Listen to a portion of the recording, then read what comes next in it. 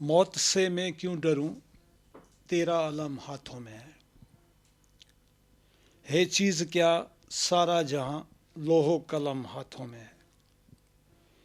کاٹ ڈالے ہاتھ پھر بھی سر نگونا یہ ہوا، ہر کسی کے دیکھ لے اب یہ علم ہاتھوں میں ہے۔ ان کے فتووں سے ڈروں میں، یہ تو ممکن ہی نہیں، دامن شیر جلی جب میرے ان ہاتھوں میں ہے تیری اوقات کیا اس سے واقف تو بھی ہے، دھوکہ دینا دین میں ہی بس تیرے ہاتھوں میں ہے۔ کس نے جھٹلائی سرے دربار بنتے مصطفیٰ، فیصلہ حق کے غصب کا خود تیرے ہاتھوں میں ہے۔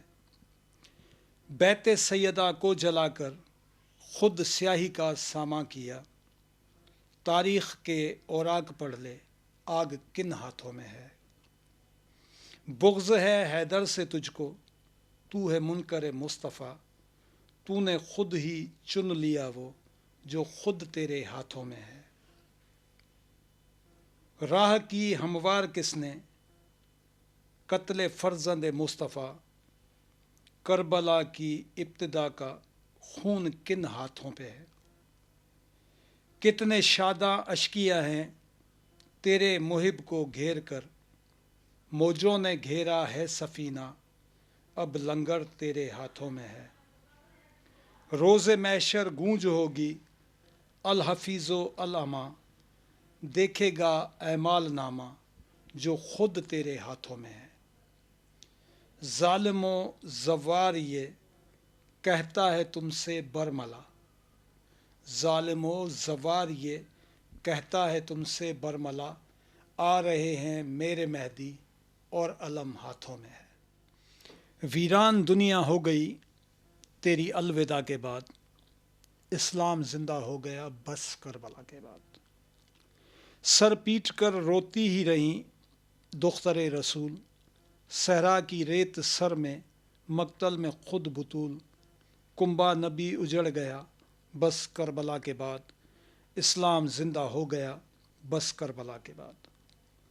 قیدی بنے آل نبی، بندھی بیبیاں رسن، بچے یتیم تڑپے ہیں ان کے گلے رسن، عابد گلے میں توک چلے کربلا کے بعد، اسلام زندہ ہو گیا بس کربلا کے بعد۔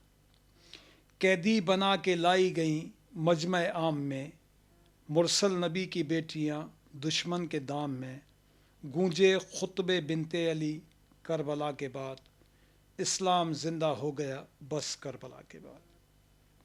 ہوا غرق تخت و تاج وہ ملعون ہو گیا، خطبوں کی گونج اٹھتے ہی یوں رنگ بدل گیا، دیکھو زمانہ تھوکے اسے کربلا کے بعد، اسلام زندہ ہو گیا بس کربلا کے بعد۔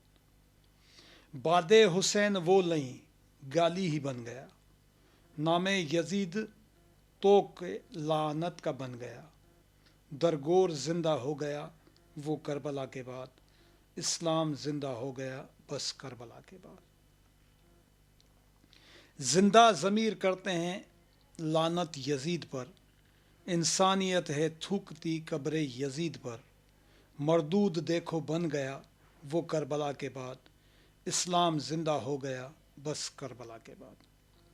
دیکھو مرکز ملائکہ ہے مرکد حسین، دنیا پہ چھا گیا ہے فقط مقصد حسین، رسوا بنو امیہ ہوا کربلا کے بعد، اسلام زندہ ہو گیا بس کربلا کے بعد۔ ویران دنیا ہو گئی تیری الوداع کے بعد، اسلام زندہ ہو گیا بس کربلا کے بعد۔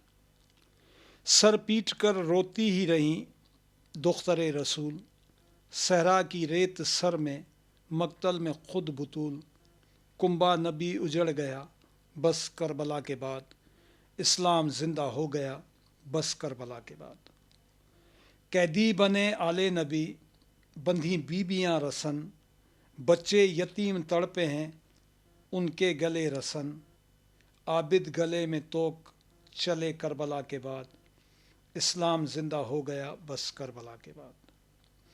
قیدی بنا کے لائی گئیں मजमा आम में, मुरसल नबी की बेटियां दुश्मन के दाम में, गूंजे खुतबे बिनते अली करबला के बाद, इस्लाम जिंदा हो गया बस करबला के बाद।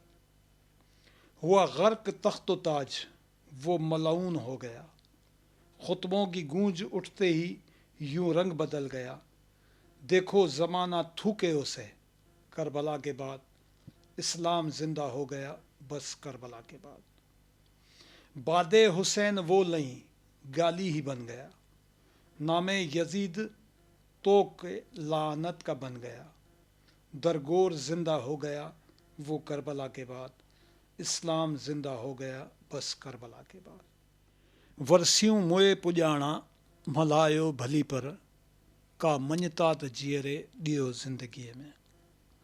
न दुख साह सुख जो खणण ई ॾिनो को ॾढ ई अंदर खे ॾियो ज़िंदगीअ में। ऐं मिल्कियत अव्हां खां घुरां थो न काई, को आसरो ई सही पर ॾियो ज़िंदगीअ में। आयो मसरूफ़ सभई नाहे वक़्तु कंहिं वटि, घड़ी का पलक खन ॾियो ज़िंदगीअ में। थिया नापैद अहसास उल्का ख़तमु थिया, के त इंसान थियो कुझु खणी ज़िंदगीअ में। बची का ख़ुशी न आहे मूंखे ॾियण लाइ, अची ॾुख ज़रो को ॾियो ज़िंदगीअ में। ख़ुशियुनि मोकिलायो सभई थी विया रुख़सत, रुखी मुर्क ई का मिलो ज़िंदगीअ में। आंधी तन्हाई केॾी आहे ऊंदहि अंदर में, को किरणो ई रोशन करियो ज़िंदगीअ में। ॾिसो तारीख़ रुत आहे वई चोफेर पखड़ी, मिले की नथो को ॾियो ज़िंदगीअ में। ग़मनि ॾढ ॾिनो ऐं ख़ुशियुनि आरो आड़ियो, ग़मनि जो ई तोहफ़ो ॾियो ज़िंदगीअ में। पियो अखियुनि जे आधार सॾियां अव्हां खे, को लम्हो ई मूंसां वेहो ज़िंदगीअ में। ॿारींदो ॾिया छो पुॼाणा मरण जे, को ऊंदहि में ॿारियो अची ज़िंदगीअ में। मरण बाद कहिड़ो से कुबो वॼींदा, न कम जेके आया कॾहिं ज़िंदगीअ में। मरण खां पोइ दावा मोहबत जी कहिड़ी, अथव कुर्ब जेकर अचो ज़िंदगीअ में। क़बर ते पोइ ॻोढ़ा ॻाल्हण कहिड़े कम जा, को कतिरो ई पाणी ॾियो ज़िंदगीअ में। जेके अहसास ख़ाली रवैयनि जा मालिक, क़दुरु कीअं कनि से अची ज़िंदगीअ में। पीढ़ियो उञ जे अहसास रुञ में रुलियासीं, ॾिस उञायल रहियासीं सुञी ज़िंदगीअ में। वियो ज़वार गुज़री जबल जेॾो जीवन,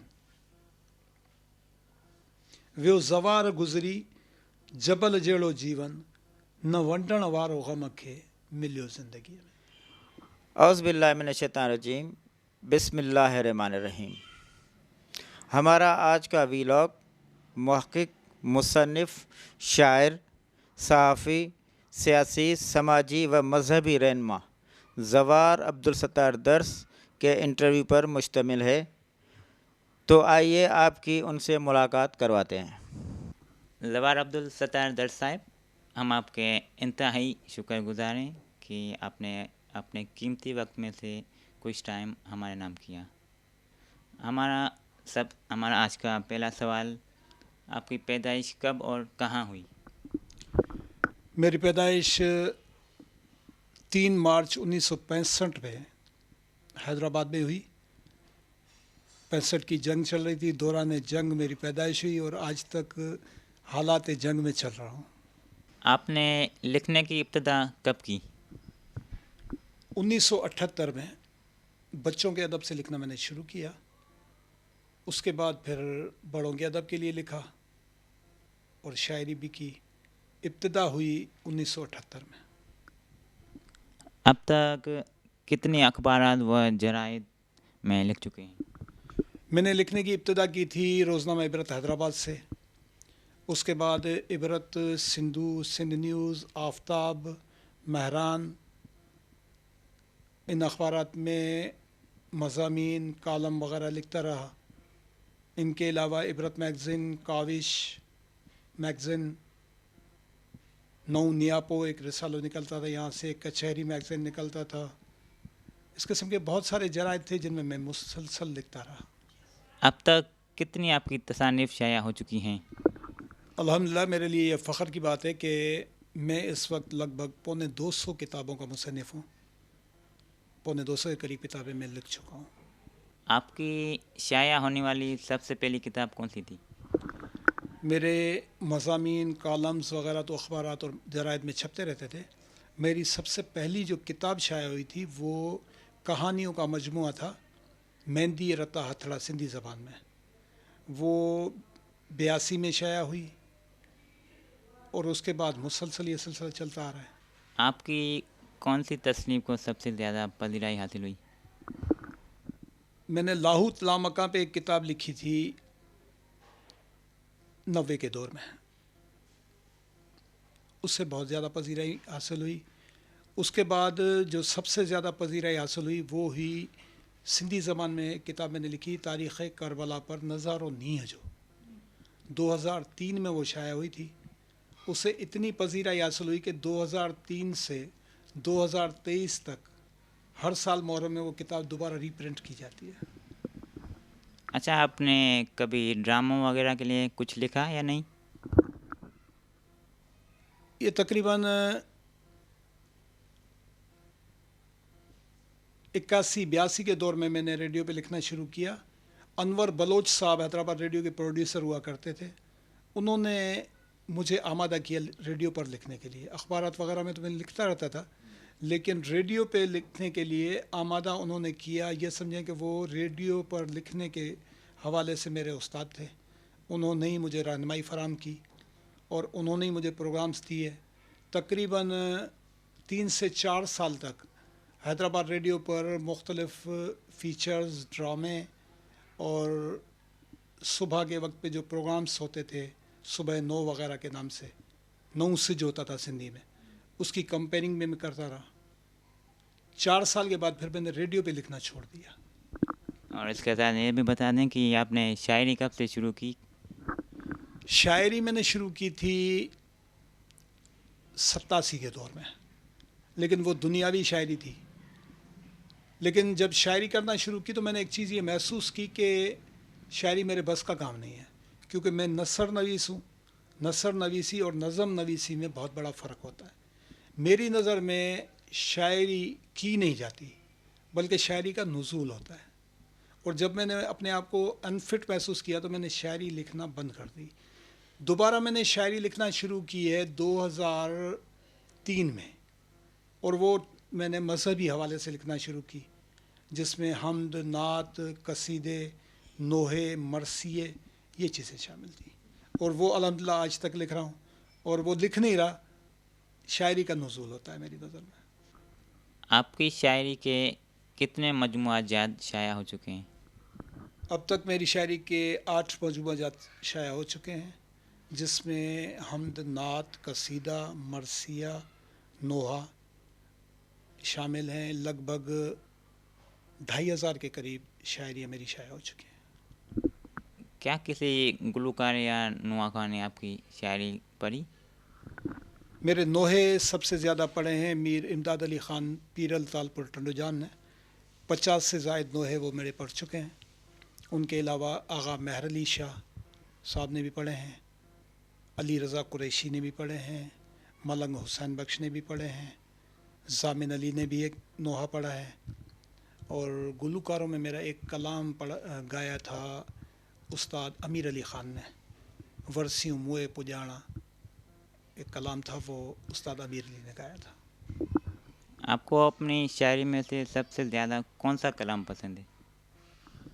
زیادہ تر نثر نویسی میں بھی میں نے سندھی زبان میں لکھا ہے اور شاعری بھی زیادہ تر سندھی میں کی ہے.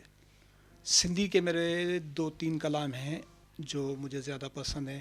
ایک تو ورسیوں موئے پجانا، ملہایو بھلی پر کا منجتا تجیرے دیو زندگی میں.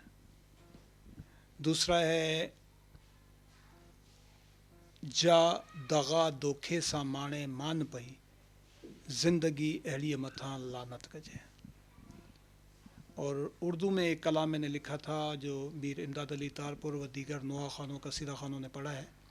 موت سے میں کیوں ڈروں، تیرا علم ہاتھوں میں ہے چیز کیا سارا جہاں لوہو قلم ہاتھوں میں ہے ورسیوں موئے پڄاणा ملاयो بھلی پر کا मञता त जीअरे ॾियो ज़िंदगीअ में न दुख साह सुख जो खणण ई ॾिनो को ॾढ ई अंदर खे ॾियो ज़िंदगीअ में ऐं मिल्कियत अव्हां खां घुरां थो न काई को आसरो ई सही पर ॾियो ज़िंदगीअ में आयो मसरूफ़ सभई नाहे वक़्तु कंहिं वटि घड़ी का पलक खनि ॾियो ज़िंदगीअ में थिया नापैद अहसास उल्का ख़तम थिया के त इंसान थियो कुझु खणी ज़िंदगीअ में बची का ख़ुशी न आहे मूंखे ॾियण लाइ अची दुख ज़रो को ॾियो ज़िंदगीअ में ख़ुशियुनि मोकिलायो सभई थी विया रुख़सत रुखी मुर्क ई का मिलो ज़िंदगीअ में आंधी तन्हाई केॾी आहे ऊंदहि अंदर में को किरणो ई रोशन करियो ज़िंदगीअ में ॾिसो तारीख़ रुत आहे वई चोफेर पखड़ी मिले की नथो को ॾियो ज़िंदगीअ में ग़मनि ॾढ ॾिनो ऐं ख़ुशियुनि आरवाड़ियो ग़मनि जो ई तोहफ़ो ॾियो ज़िंदगीअ में पियो अखियुनि जे आधार सॾियां अव्हां खे को लम्हो ई मूंसां वेहो ज़िंदगीअ में ॿारींदो ॾिया छो पुॼाणा मरण जे को ऊंदहि में ॿारियो अची ज़िंदगीअ में मरण बाद कहिड़ो से कुबो अॾींदा न कम जेके आया कॾहिं ज़िंदगीअ में मरण खां पोइ दावा मोहबत जी कहिड़ी अथव कुर्ब जेकर अचो ज़िंदगीअ में क़बर ते पोइ ॻोढ़ा ॻाल्हण कहिड़े कम जा को कतिरो ई पाणी ॾियो ज़िंदगीअ में जेके अहसास ख़ाली रवैयनि जा मालिक क़दुरु कीअं कनि से अची ज़िंदगीअ में पीढ़ियो उञ जे अहसास रुञ में रुलियासीं ॾिस उञायल रहियासीं सुञी ज़िंदगीअ में वियो ज़वार गुज़री जबल जेॾो जीवन वियो ज़वार गुज़री जबल जहिड़ो जीवन न वंडण वारो ग़म खे मिलियो ज़िंदगीअ में जा दग़ा दोखे सां माणे मान पई ज़िंदगीअ अहिड़ीअ मथां लानत कजे ज़िंदगीअ सां चाह जिन जो आ वधियो अमल तिन जे खे मुंहिंजे मौला निंदियो न यादि जंहिंमें मौत जी काई हुजे ज़िंदगीअ अहिड़ीअ मथां लानत कजे माल मिसकीननि जो जे खायो वतन तोक लानत जो ॻिचीअ पायो वतन तोकीरतनि जी चओ भला कहिड़ी कजे ज़िंदगीअ अहिड़ीअ मथां लानत कजे फ़ैसिला सभु कनि था हू पिया ॾाढ सां हक़ बेकसनि जा पिया था खाइनि ठाठ सां दाह मज़लूमनि जे हक़ लाइ कीअं कजे ज़िंदगीअ अहिड़ीअ मथां लानत कजे बातिलनि सां पियो भरे भाकुर मिली हक़ खां भटकियल पाण पियो पंहिंजो पली दिलि जेका ख़ाली मवदत खां हुजे ज़िंदगीअ अहिड़ीअ मथां लानत कजे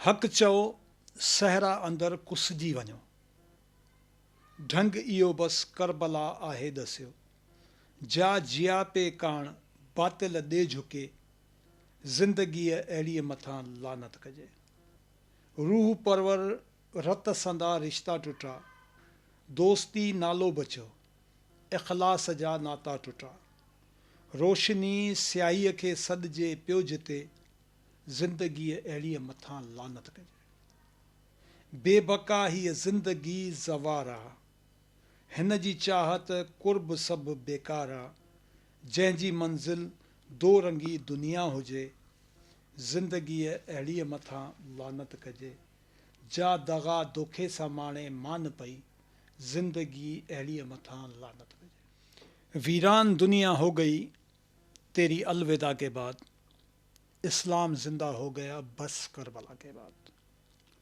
सर पीट कर रोती ही रहीं दुख्तरे रसूल सहरा की रेत सर में मक्तल में खुद बुतूल कुंबा नबी उजड़ गया बस करबला के बाद इस्लाम जिंदा हो गया बस करबला के बाद कैदी बने आले नबी, बंधी बीबियां रसन, बच्चे यतीम तड़पे हैं उनके गले रसन, आबिद गले में तोक चले करबला के बाद, इस्लाम जिंदा हो गया बस करबला के बाद। कैदी बना के लाई गई मजमे आम में, मुरसल नबी की बेटियां दुश्मन के दाम में, गूंजे खुतबे बिनते अली करबला के बाद, इस्लाम जिंदा हो गया बस करबला के बाद। हुआ गर्क तख्त ताज, वो मलऊन हो गया, खुतबों की गूंज उठते ही यूं रंग बदल गया, देखो ज़माना थूके उसे करबला के बाद, इस्लाम जिंदा हो गया बस करबला के बाद। बादे हुसैन वो लई गाली ही बन गया, नामे यजीद तो के लानत का बन गया, दरगोर जिंदा हो गया वो करबला के बाद, इस्लाम जिंदा हो गया बस करबला के बाद। जिंदा ज़मीर करते हैं लानत यजीद पर, इंसानियत है थूकती कब्र यजीद पर, मरदूद देखो बन गया वो करबला के बाद, इस्लाम जिंदा हो गया बस करबला के बाद। देखो मरकज़े मलाइका है मरकदे हुसैन, दुनिया पे छा गया है फ़कत मकसदे हुसैन, रुसवा बनो उमैया हुआ करबला के बाद, इस्लाम जिंदा हो गया बस करबला के बाद।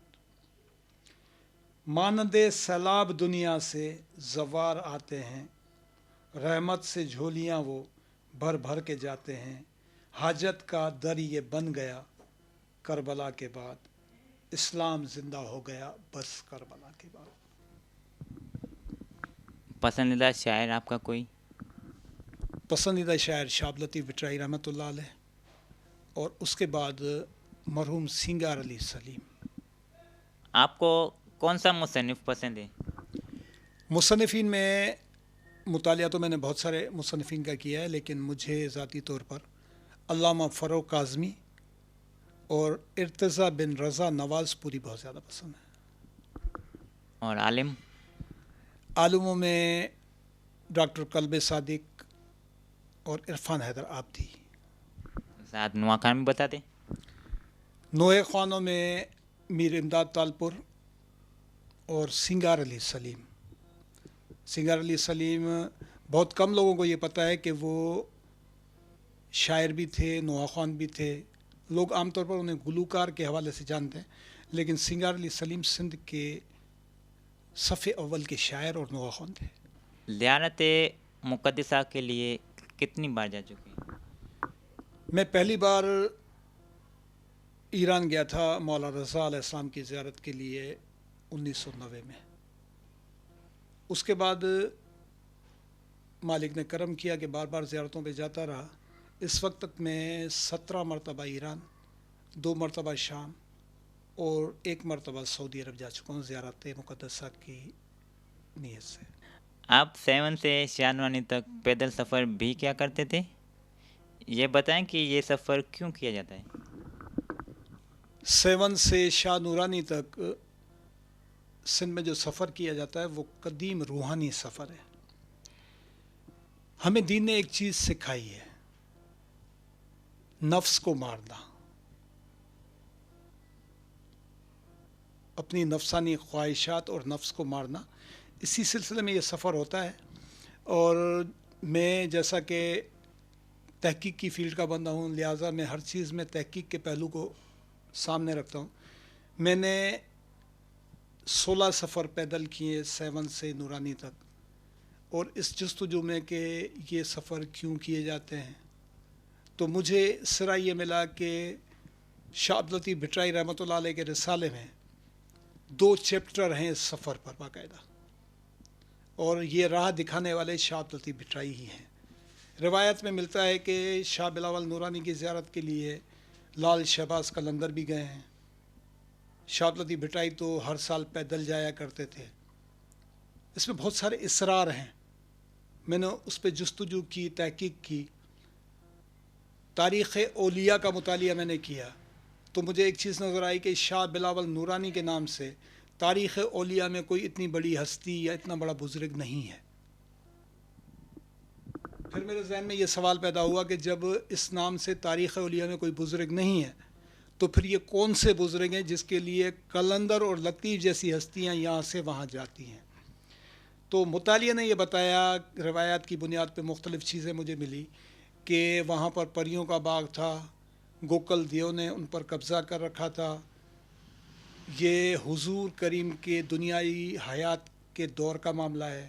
پریاں یہاں سے حضور کے پاس شکایت لے کر گئیں، انہوں نے حضرت علی علیہ السلام کو حکم دیا کہ دیو سے قبضہ چھڑا کے ان کو باغ ان کے حوالے کیا جائے۔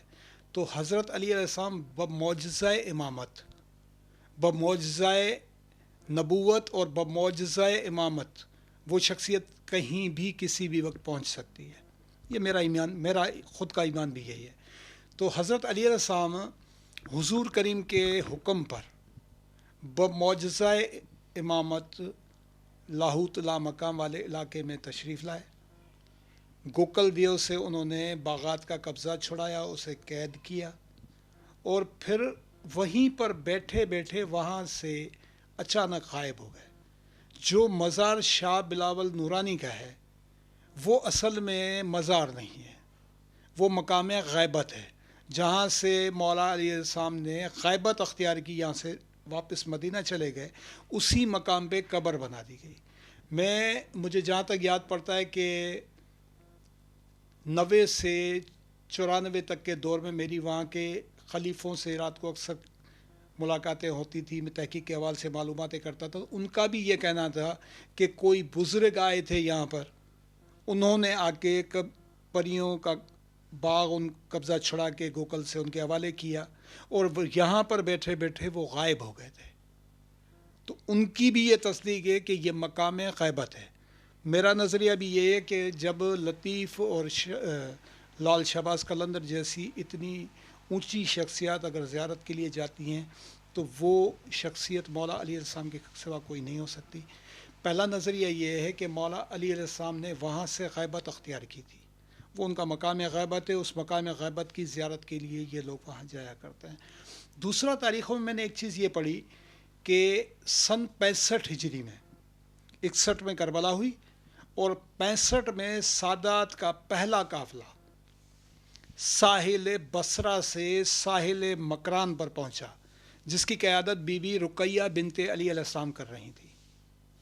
اس قافلے نے آ کے اس غار میں اس مقام پر کئی مہینوں تک پڑاؤ کیا۔ جب بنو امیہ کے قافلوں نے، لشکروں نے ان پہ حملے کرنا شروع کیے تو پھر انہوں نے یہاں سے آگے کی جانب کوچ کیا۔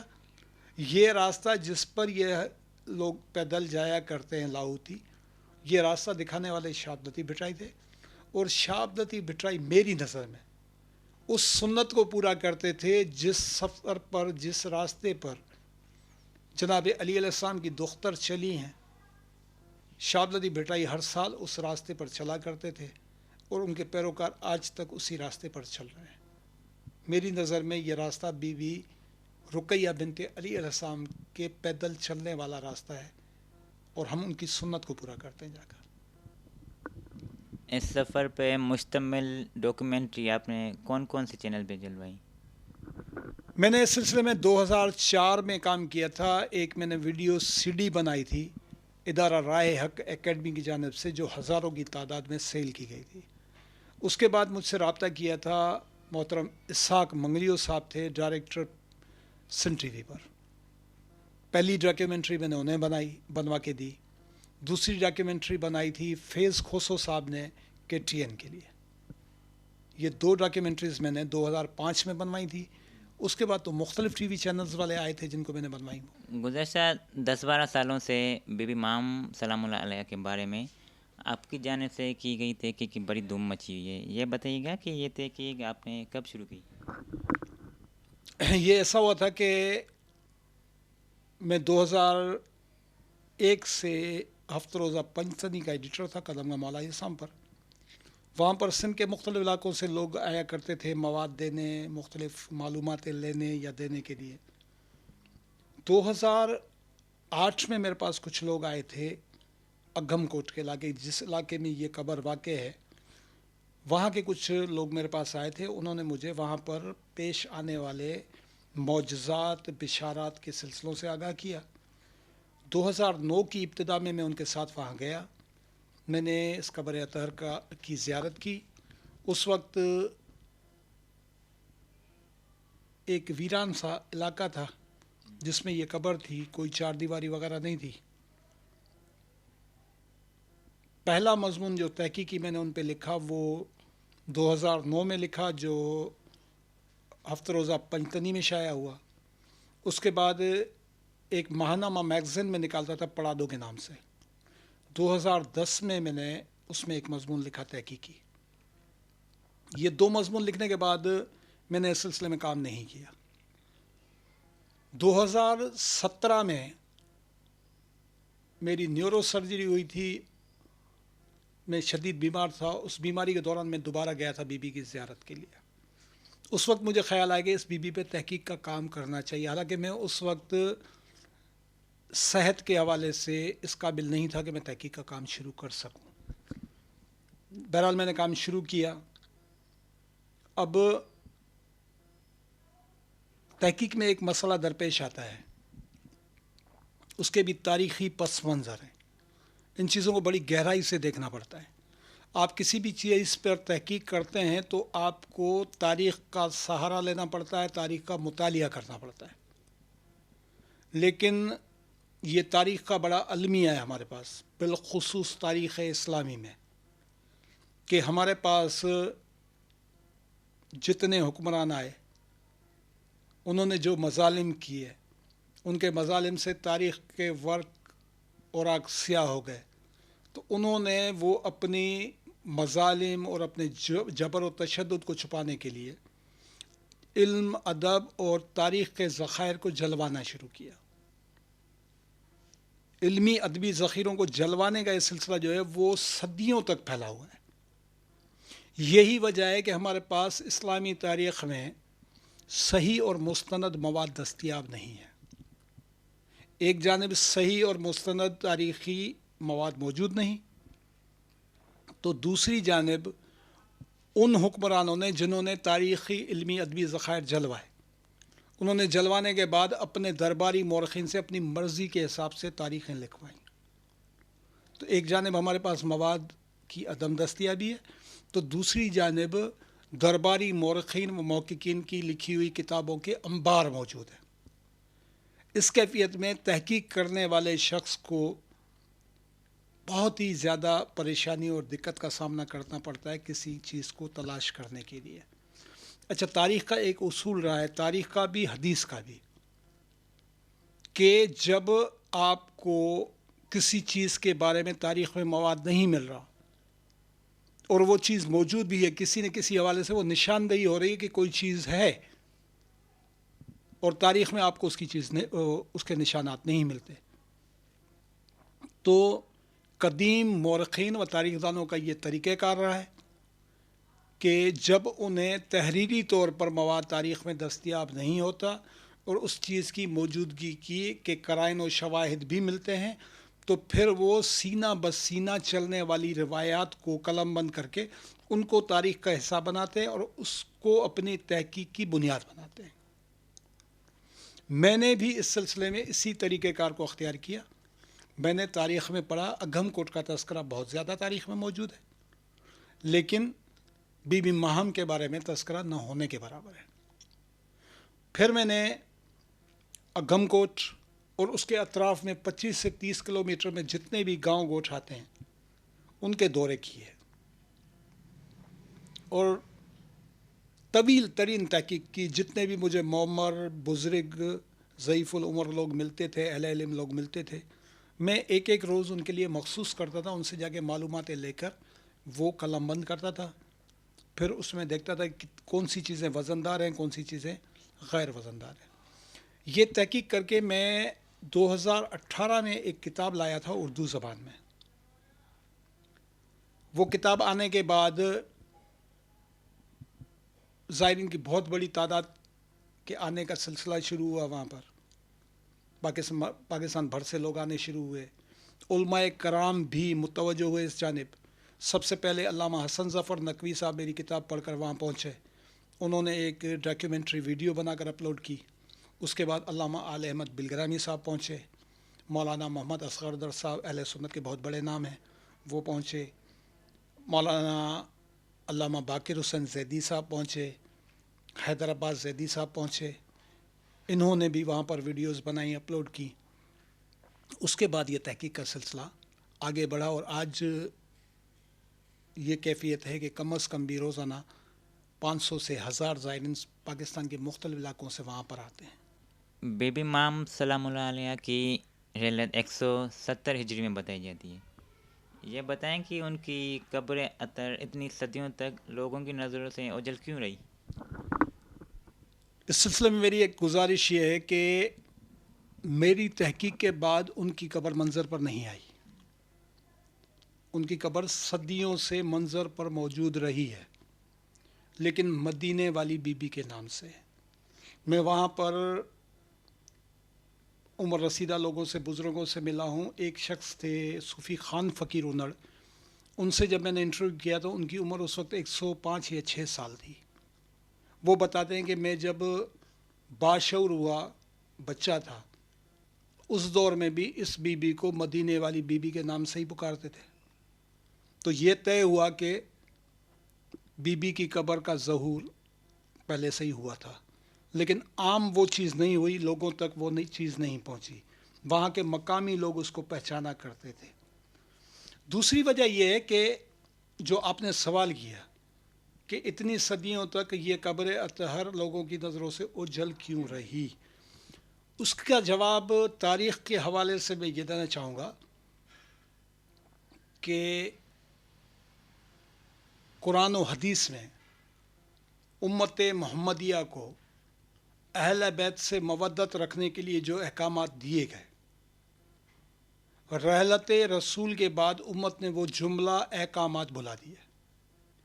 نہ صرف احکامات بھلا دیے بلکہ انہوں نے آل رسول پر، اولاد رسول پر اتنے مظالم ڈھائے کہ آل رسول کو نہ صرف اپنا آبائی وطن چھوڑنا پڑا بلکہ انہیں جنگلوں، بیابانوں اور غاروں میں پناہ لینی پڑی۔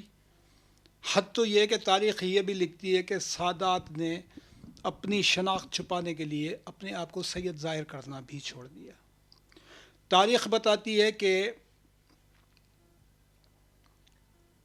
حضور کریم کے بعد جن کے لیے، ان کے قربا کے لیے قرآن میں مودت کا حکم ہے، حضور کریم کی رحلت کے 72 یا 90 دن بعد حضور کے قربا میں سے سب سے پہلی شخصیت سیدہ فاطمہ الزہرا کی دنیا سے رحلت ہوئی ہے۔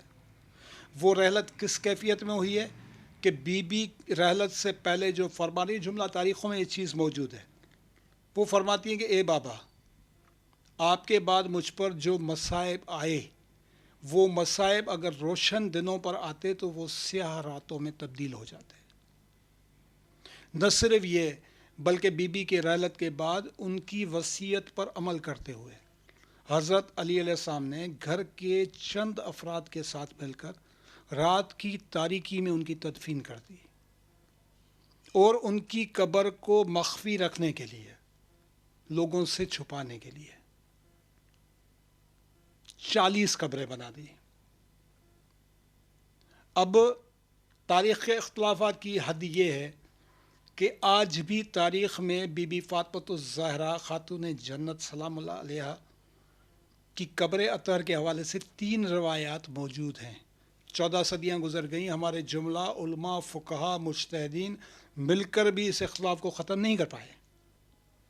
پہلی روایت یہ ہے کہ بی بی خاتون جنت کو حضور کریم کے قریب مدفن کیا گیا۔ دوسری روایت یہ ہے کہ بی بی کو جنت البقیع میں مدفن کیا گیا۔ تیسری روایت تاریخوں میں آج بھی یہ موجود ہے کہ بی بی کی قبر ان 40 قبروں میں سے کوئی ایک ہے جو مولا علیہ السلام نے ایک ساتھ بنائی تھی۔ 14 صدیاں گزر گئیں، لوگ ابھی تک بی بی کی قبر کو تلاش نہیں کر سکے۔ کسی شاعر نے کیا خوب کہا ہے کہ اے خاک مدینہ تیرے زروں میں ابھی تک ہم بنت پیغمبر کی لحد ڈھونڈ رہے ہیں، آج تک ڈھونڈ رہے ہیں۔ اس کے بعد سن 40 ہجری میں مسجد کوفہ میں حضور کریم کے دوسرے قربا حضرت علی ابن ابی طالب علیہ السلام کی شہادت واقع ہوئی 40 ہجری. تاریخ کی ستم ظریفی یہ حالات کی سنگینی یہ تھی کہ حضرت علی کی تدفین کے بعد 3 مختلف روایات مشہور کی گئیں. وہ 3 مختلف روایات آج بھی تاریخ میں اپنی جگہ موجود ہیں. 40 ہجری میں ان کی شہادت ہوئی. تاریخ لکھتی ہے کہ روایات کے حوالے سے کہ حضرت علی علیہ السلام کو پشت کوفہ میں دفن کیا گیا. دوسری روایت یہ ہے کہ حضرت علی علیہ السلام کے جنازے کو غسل و کفن دینے کے بعد ایک اونٹنی پر رکھ دیا گیا.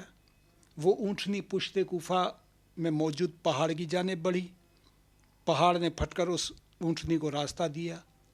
اونٹنی جنازے سمیت پہاڑ میں داخل ہو گئی. پہاڑ نے دوبارہ بند ہو کر اپنی جگہ لے لی، یعنی قبر نہیں. تیسری روایت یہ ہے کہ حضرت علی علیہ السلام کو شہر کوفہ میں ان کی ایک محب خاتون کے گھر میں مدفن کیا گیا. اب یہ واقعہ ہے 40 ہجری کا. 40 ہجری سے دنیا حضرت علی علیہ السلام کی قبر سے لا علم رہی. ان کی قبر لوگوں کی نظروں سے اوجھل رہی. 170 ہجری میں خلیفہ وقت ہارون رشید عباسی اطراف کوفہ میں گیا تو اس نے کچھ ہرنوں کو دیکھا وہاں. تو اس نے اپنے لشکر کو حکم دیا کہ شکاری کتے چھوڑو ہرنوں کو پکڑنے کے لیے. شکاری کتے چھوڑے گئے، ہرنوں کے پیچھے بھاگے. ہرن بھاگے، وہ ریت کے ایک ٹیلے پر چڑھ گئے.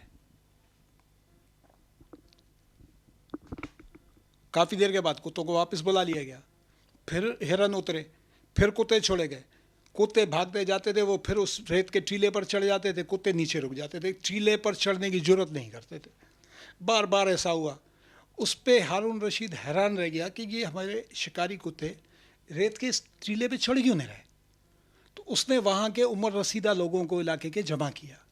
ان سے دریافت کیا کہ یہ ہمارے شکاری کتے اس ریت کے ٹیلے پہ چڑھ کیوں نہیں رہے. تو ان میں سے ایک ضعیف العمر بزرگ نے اس سے بتایا کہ تیرے شکاری کتوں کو اس ریت کے ٹیلے پر چڑھنے کی جرت اس لیے نہیں ہو رہی کہ اس ریت کے ٹیلے پر امیر المومنین حضرت علی ابن ابی طالب کی قبر اطہر ہے. اب دنیا ان کی قبر سے واقف کب ہو رہی ہے؟ 170 ہجری میں. کم از کم 131 سال. بی بی خاتون جنت کی قبر آج تک دنیا سے اوجھل. حضرت علی علیہ السلام کی قبر 131 سال تک دنیا سے اوجھل رہی. اس کے بعد جو مظالم ہوئے، امام حسن کو بذریعہ سحر شہید کیا گیا، ان کے جنازے پر تیر لگے. امام حسین کو امت نے کربلا میں شہید کیا، ان کے سر کو نیزے پر بلند کر کے مختلف شہروں میں گھمایا.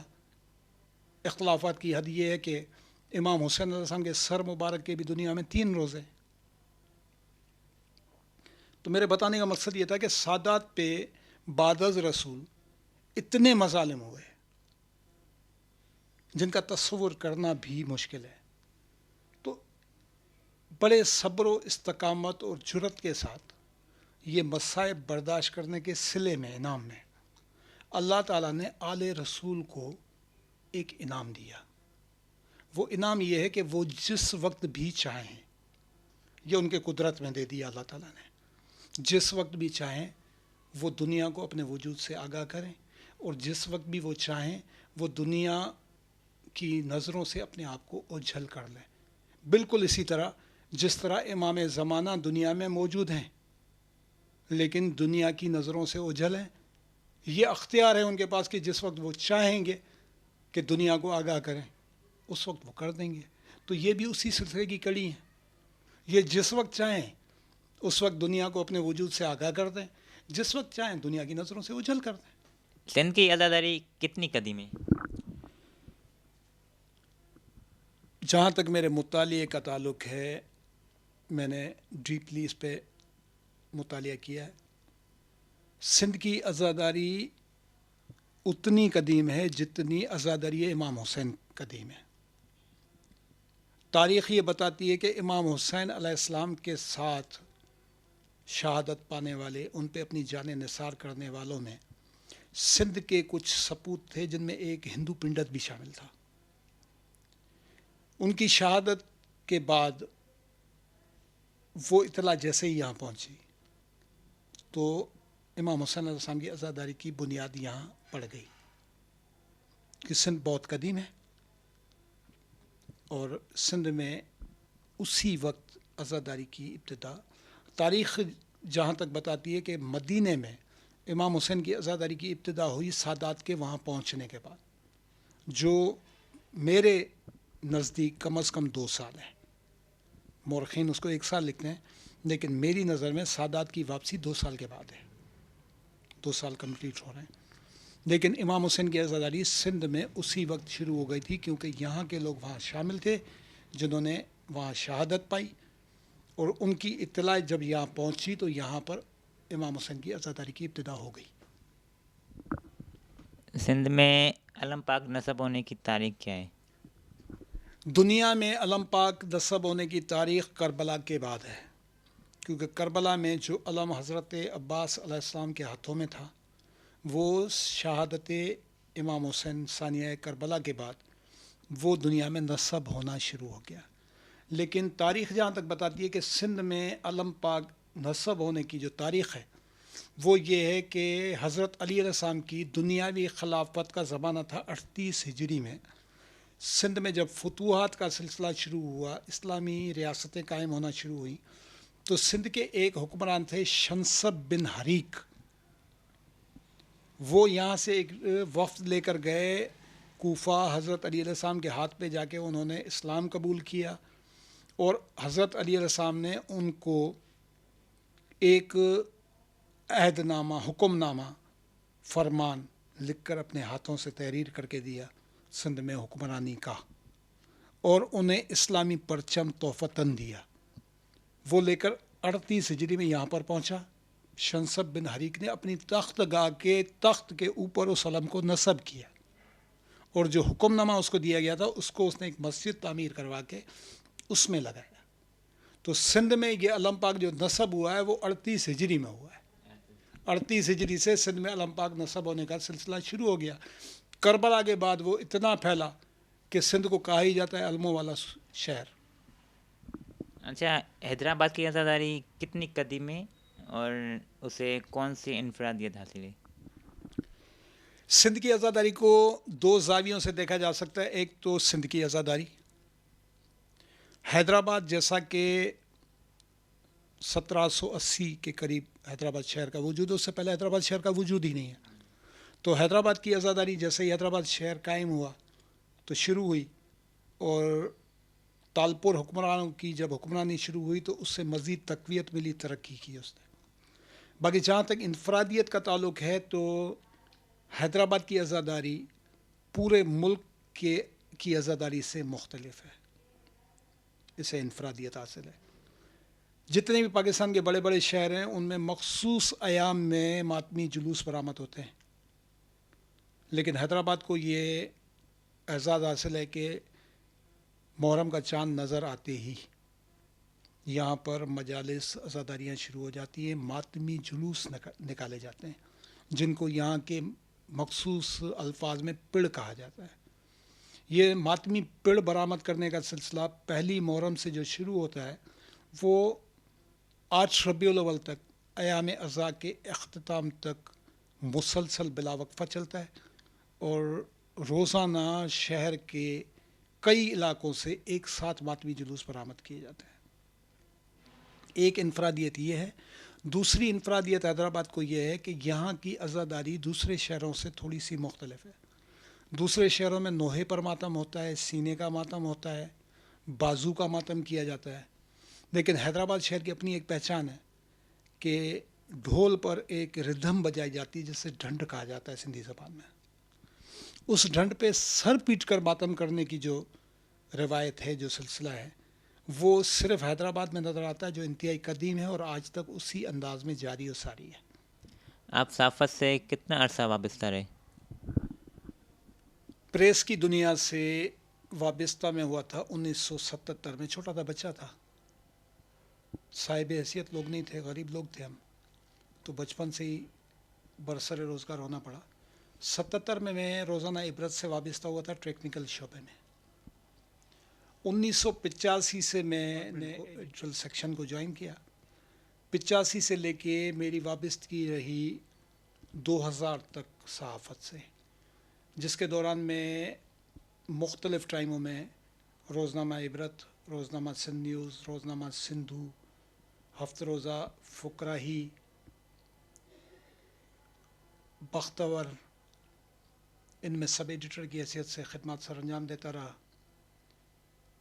संगे मील के नाम से एक अखबार निकलता था मुल्तान से, 3 साल तक मैं हैदराबाद में उसका डिस्ट्रिक्ट रिपोर्टर था। कदमगाह मौला अली असम से सिंध की एक कदीम मजहबी अखबार शाया होती है, हफ्त रोज़ा पंजतनी, 12 साल तक मैं उस अखबार का एडिटर रहा।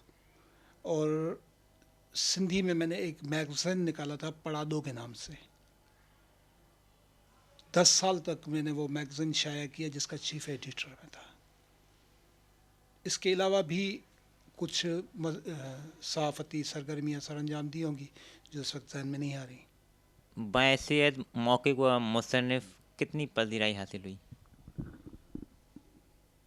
है ये बेकदरों का मुल्क, यहाँ बेकदरी ज़्यादा है, लेकिन फिर भी अल्हम्दुलिल्लाह इस वक्त तक मुझे 10 के करीब अवार्ड मिल चुके हैं मुख्तलिफ़ तंजीमों इदारों की जानिब से, जिसमें सबसे बड़ा अवार्ड मेरे लिए जो अहमियत रखता है वो है कराची एडिटर्स क्लब की जानिब से मुझे दिया गया था 2019 में। कराची एडिटर्स क्लब ने मुझे बेहतरीन राइटर के हवाले से कायद आज़म एक्सीलेंस अवार्ड दिया था। ये 10 अवार्ड हासिल कर चुका। तहरीर के मैदान में आपके उस्ताद कौन रहे? तहरीर के हवाले से जब मैंने बच्चों का अदब लिखना शुरू किया तो मेरी रहनुमाई मेरे बड़े भाई अब्दुल गनी दर्जी, जो सहाफ़त में बहुत बड़ा नाम थे, उन्होंने की। लेकिन उसके बाद लिखने में मुझे जो सबसे बड़ी रहनुमाई, जिनको मैं अपना उस्ताद मानता हूँ, वो थे महमूद यूसफ़ानी, सिंधी सहाफ़त का बहुत बड़ा नाम थे। उन्होंने ही मुझे इस काबिल बनाया कि मैं आज इस जगह पर हूँ। आप सरगर्म सियासी कारकुन भी रहे, आपकी किस पार्टी से वाबस्ता रहे? शुरू वाले दौर में तो पाकिस्तान पीपल्स पार्टी के कारकुन की हैसियत से काम करते थे।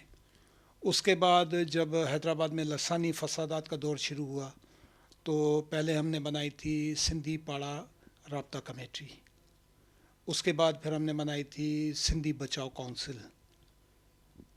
इन दोनों में काम करने के बाद मैंने सिंध तरक्की पसंद पार्टी में काम किया।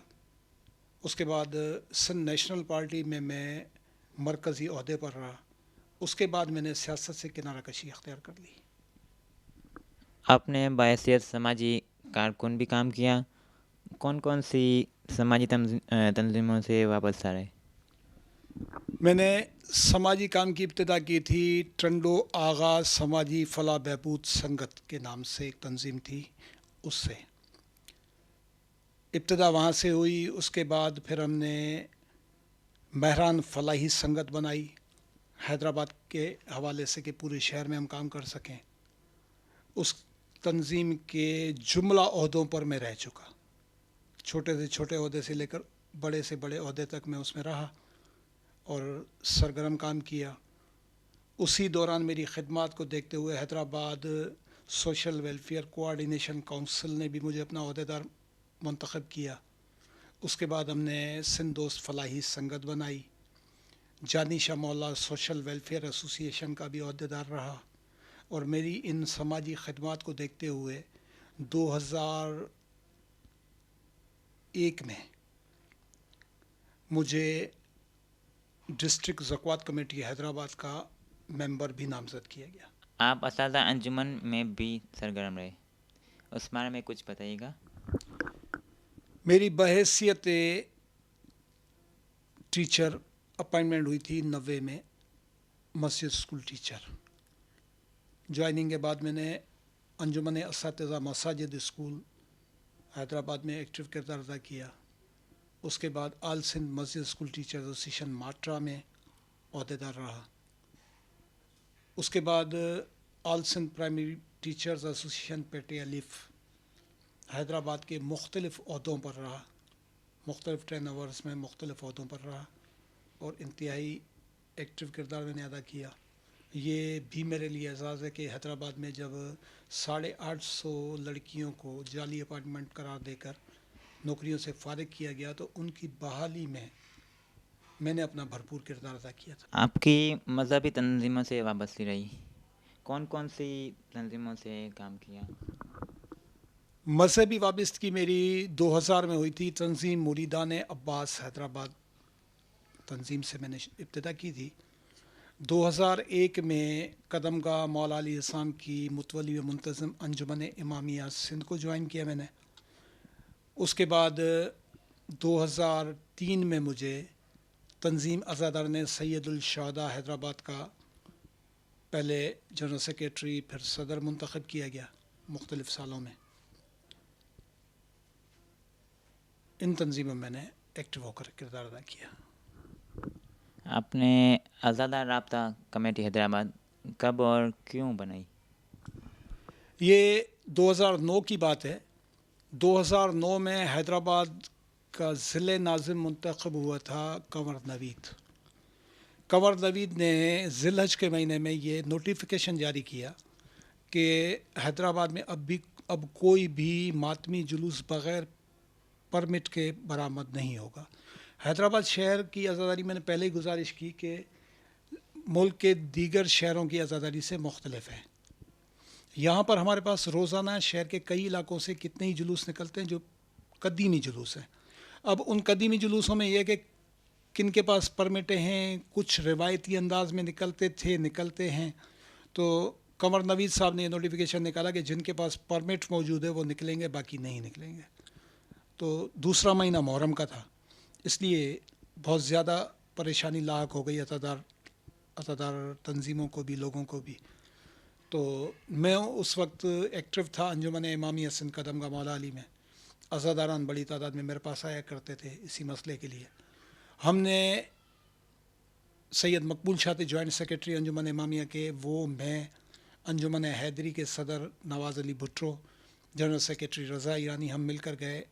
ہم نے ضلع ناظم سے ملاقات کی، انہیں گزارش کی کہ اس میں تھوڑی نرمی پیدا کریں۔ اچھا، انہوں نے 2 چیزیں کی تھی نوٹیفیکیشن میں، ایک یہ کہ بغیر پرمٹ کے کوئی ماتمی جلوس نہیں نکلے گا، دوسرا یہ کہ پرمٹ ہمیشہ رینیو ہوتے ہیں DIB میں۔ اس نے یہ نوٹیفیکیشن میں لکھ دیا تھا کہ اب جو بھی پرمٹ رینیو ہوگا وہ ڈسٹرکٹ ناظم سیکریٹریٹ سے ہوگا، تو ظاہر پریشانی کا باعث بنتا۔ ہم نے انہیں کافی آمادہ کرنے کی کوشش کی، لیکن وہ اپنی ضد پر اڑے رہے کہ ہم اپنے نوٹیفیکیشن کو واپس نہیں لیں گے۔ اس کے بعد ہم نے اس سے دوبارہ ٹائم لیا۔ مرزا عاشق حسین صاحب تازہ ایڈمنسٹریٹر حیدرآباد کے عہدے سے سبکدوش ہوئے تھے، انہیں بھی ساتھ لے کر گئے۔ جو ڈیلیگیشن پہلے گیا تھا وہ بھی سب لوگ ہم شامل تھے۔ کنور نوید کے بنگلے پر ہماری رات کو 2-2.5 گھنٹے تک مشاورت ہوئی، لیکن انہوں نے صاف انکار کر دیا کہ میری ایڈمنسٹریشن ہے، میں اپنے انداز سے چلاؤں گا۔ پھر ہم آئے، ہم نے انجمن حیدری سے بھی بات کی، دوسری تنظیموں سے بھی بات کی کہ لیکن کنور نوید کے رویے کے سامنے کوئی بھی تنظیم اختلاف کرنے کے موڈ میں نہیں تھی، ان سے اٹکنے کے موڈ میں کوئی بھی نہیں تھا۔ لہذا پھر ہم کچھ عزادار ساتھ بیٹھے، ہم نے احتجاج کا راستہ اختیار کیا اور اس احتجاج کو ہم نے نئے ایک پلیٹ فارم کے نیچے شروع کیا۔ عزادار رابطہ کمیٹی حیدرآباد کے نام سے ہم نے حیدرآباد پریس کلب پر بھوک ہڑتال شروع کی۔ الحمدللہ پہلے دن سے اس بھوک ہڑتال میں 250 سے 300 عزادار شامل ہوتے تھے۔ 3 دن تک وہ بھوک ہڑتال چلی۔ تیسرے دن صبح 12-1 بجے کا ٹائم تھا کہ کچھ ایجنسیوں کے دوست آ کر بیٹھے، روزانہ بیٹھتے ہیں وہاں پر پریس کلب پہ، تو انہوں نے مجھے کہا کہ بھائی آپ کا مسئلہ تو حل ہو گیا، اب آپ کیوں بیٹھے ہیں یہاں پر؟ تو میں نے کہا کہ بھائی جب تک یہ نوٹیفیکیشن واپس نہیں ہوگا تو ہم نہیں جائیں گے، اور عزاداری میں باقی کوئی ہفتہ 15 دن رہتا ہے۔ تو انہوں نے کہا کہ ضلع ناظم جو ہے وہ اپنا نوٹیفیکیشن تو واپس لے چکے ہیں۔ میں نے انہیں یہ جواب دیا کہ بھائی جب تک ہمیں اس کی کاپی نہیں ملتی یہاں پر تب تک ہم بھوک ہڑتال ختم نہیں کریں گے۔ میرا خیال ہے، مجھے جہاں تک یاد پڑتا ہے کہ رانا شفیق صاحب DIB انچارج حیدرآباد تھے، وہ کچھ دیر کے بعد آئے وہاں پر انہوں نے آگے ہماری بھوک ہڑتال ختم کروائی، ہمیں ڈسٹرکٹ ناظم کے نوٹیفیکیشن کی کاپی بھی دی، اور پھر انہوں نے ہماری ایک میٹنگ بھی کروائی ڈی پی او حیدرآباد سے، اس وقت میرا خیال ہے اے ڈی خواجہ صاحب تھے۔ اس دور سے آزادار رابطہ کمیٹی کی ابتدا ہوئی، اور یہ بھی اللہ تعالیٰ نے مجھے اعزاز دیا کہ آج تک اس دور کے بعد حیدرآباد میں عزاداری کے دوران جتنے بھی معاملات ہوتے ہیں، اختلافات ہوتے ہیں یا کوئی جھگڑا وغیرہ ہوتا ہے، تو اس کو سالو کرنے کے لیے ہم اپنا کردار ادا کرتے ہیں۔ آپ کی شاعری کا زیادہ تر موضوع تاجر خون حسین پر کیوں ہوتا ہے؟ اس کی وجہ یہ ہے کہ میری نظر میں دین اور دھندا دو مختلف چیزیں ہیں۔ دین ہمیں دیا رسول نے اور آل رسول نے، انہوں نے دین کو پہنچانے کا کوئی معاوضہ نہیں لیا، لہذا میرا نظریہ یہ ہے کہ تبلیغ فی سبیل اللہ ہونی چاہیے۔ اور آج کل جو ہے وہ عزاداری لگ بھگ کمرشل ہو گئی ہے، عالم کے بھی اپنے ریٹ ہیں، ذاکر کے بھی اپنے ریٹ ہیں، نوا خوان کے بھی اپنے ریٹ ہیں، تو میری نظر میں یہ اس نظریے کے خلاف ہے جو نظریہ ہمیں آل محمد نے دیا۔